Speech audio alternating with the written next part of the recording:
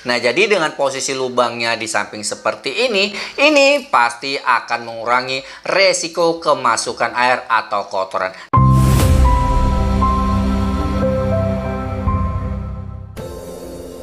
Hai sobat, kali ini saya tertarik untuk membahas pertanyaan salah satu rekan kita yang namanya Mas Yusti Paradigma. Hai Mas, apa kabar? Nah, pertanyaannya bisa rekan-rekan lihat langsung di layar ya. Pertanyaannya begini. Halo Bang, kalau untuk kompor gas satu tungku merek Kok 100 mg, cocoknya pakai regulator merek apa ya? Nah, jadi begini ya untuk Mas Yusti dan untuk sobat semua. Kalau saya sendiri sih cenderung tidak menggunakan kata merek yang cocok ya untuk memasangkan sebuah regulator dan sebuah kompor gas. Karena sebenarnya merek yang cocok itu sebenarnya terpulang ke diri kita. Yang jadi pertanyaan adalah seberapakah kualitas yang kita inginkan dari sebuah regulator yang ingin kita sandingkan pada kompor gas kita. Nah, itu sebenarnya adalah pilihan kita. Nah, terlepas dari merek-merek yang mungkin kita ketahui. Karena kalau kita sebagai pengguna menggunakan tolak ukur kita, ini tentunya akan menjadi lebih mudah. Kita bisa menyesuaikan antara fungsi, regulator, kualitas, dan juga dengan keadaan keuangan atau budget yang kita miliki. Nah, kalau memang kita punya budget yang lumayan tersedia, ya tidak usah tanggung-tanggung. Kalian bisa menggunakan atau membeli regulator yang memang harganya lumayan mahal dan mungkin memiliki pengait minimal 3. Atau bisa jadi kalian langsung bisa mengimpor sebuah regulator dari luar negeri sobat ya. Oke, nah namun kalau memang ternyata budget yang kita punya itu masih terbatas, ya silakan. Dikarenakan ini adalah hak kita untuk memilih dan menentukan, kalian bisa kok tetap menggunakan dan memilih regulator yang hanya menggunakan satu pengait. Nah, hanya saja permasalahannya kalau untuk di Indonesia di zaman sekarang ini, memang kita akan kesulitan untuk menentukan dan memilih sebuah regulator yang menggunakan satu pengait. Nah, ini dikarenakan untuk saat ini merek-merek regulator yang punya satu pengait cukup banyak beredar di pasaran. Mau membeli regulator satu pengait yang harganya murah, yang kita sanksikan adalah kualitasnya jauh di bawah rata-rata. Mau memberanikan diri untuk membeli regulator satu pengait yang harganya cukup mahal, yang kita takutkan tetap saja regulator yang mahal tadi belum tentu memuaskan hati kita karena mungkin bisa saja regulator tersebut hanya menang harga yang mahal.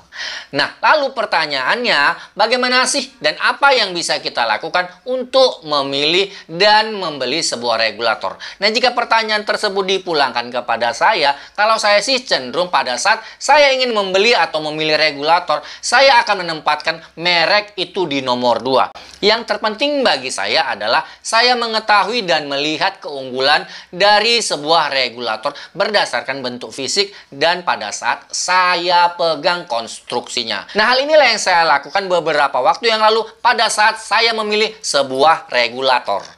Oke sobat, ini dia regulator bertekanan rendah Optimus. Pemilihan nama sepertinya terinspirasi oleh salah satu karakter robot paling kuat yang ada di film Transformer. I am Optimus Prime. Pihak pabrikan sepertinya ingin menciptakan citra yang seperti itu ya.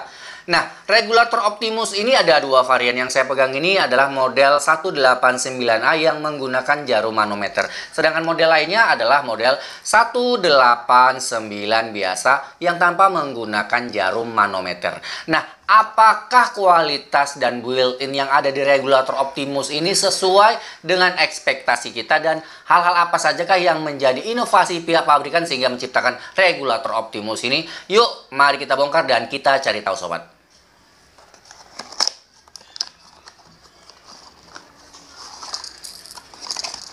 Oh ya, kalau kalian melihat regulator yang ada di depan saya ini ada 2 buah. Nantinya salah satu regulator ini akan saya berikan kepada kalian dalam bentuk giveaway pada video ini ya.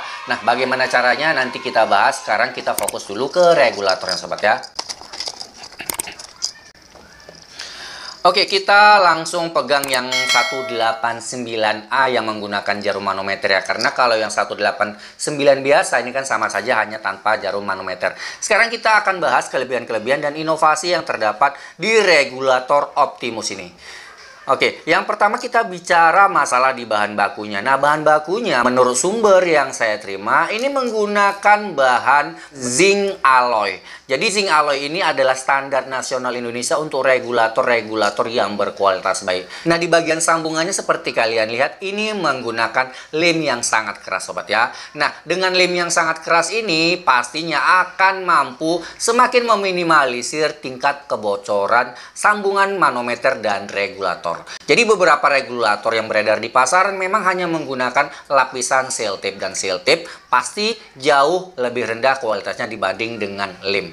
Nah, selanjutnya yang akan saya bahas adalah di bagian tombol atau knob. Nah, sensasi yang saya rasakan begitu saya memutar tombol atau knob ini seperti terasa kokoh sekali ya, terasa padat, tidak longgar, tidak ringkih. Nah, ini mencerminkan bahwa regulator ini bukan regulator murahan sobat ya. Oke, nah selanjutnya kita akan bahas ke bagian yang paling penting juga yang harus sebenarnya dimiliki oleh regulator-regulator bertekanan rendah, yaitu adanya ball atau kelereng atau yang biasa saya sebut dengan gotri ya, yang terdapat di bagian dalam regulator. Nah, untuk mengecek apakah regulator Optimus ini juga mempunyai gotri, caranya gampang, tinggal kalian putar saja knobnya sampai pinnya ini keluar seperti ini. Oke, nah setelah menonjol keluar silakan kalian tekan seperti ini, kemudian silakan kalian gerakkan. Nah, jika terdapat bunyi yang seperti ini menandakan bahwa memang regulatornya terdapat gotri. Nah, gotri ini berfungsi sebagai pengaman terhadap kebocoran gas yang tiba-tiba. Nah, sekarang kita akan bahas di bagian inovasinya. Nah, inovasinya terletak di bagian atasnya sobat ya. Nah, jadi kalau kalian perhatikan regulator yang mungkin kalian punya atau yang mungkin pernah saya bahas, lubang untuk tempat sirkulasi tekanan buang itu biasanya sebagian regulator itu menempatkannya di bagian atas. Nah, kelemahannya apabila lubang tersebut terletak di atas, ini akan gampang sekali kemasukan kotoran dan air yang pasti resikonya akan membuat bagian dalam regulator lebih cepat kotor dan lebih cepat berkarat. Nah, disinilah letak inovasi yang menarik perhatian saya, karena walaupun regulator ini masih menggunakan satu buah pengait, tapi memang desainnya benar-benar direncanakan. Mereka tidak meniru dengan meletakkan lubang untuk sirkulasi gas buang itu di atas, tapi mereka menempatkannya di samping seperti ini. Nah, jadi dengan posisi lubangnya di samping seperti ini pasti akan mengurangi resiko kemasukan air atau kotoran. Dan alhasil bisa kita prediksi bahwa regulator ini pasti akan berumur lebih lama sobat ya.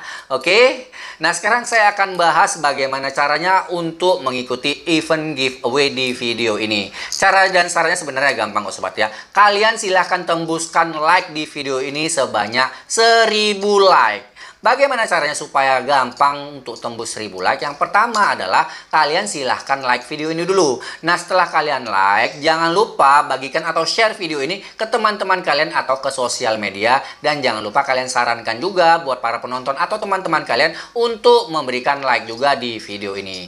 Kemudian jangan lupa pada kolom komentar kalian ketikkan atau kalian tuliskan akun Instagram kalian atau akun Facebook kalian. Jadi kalau kalian yang menang, kalian akan gampang untuk saya hubungi sobat ya. Oke, nah mudah-mudahan kalian yang akan menang di event giveaway kali ini sobat. Mudah-mudahan informasi yang saya berikan bisa bermanfaat dan berguna bagi kita semua. Jumpa lagi kita di video berikutnya. Wassalam.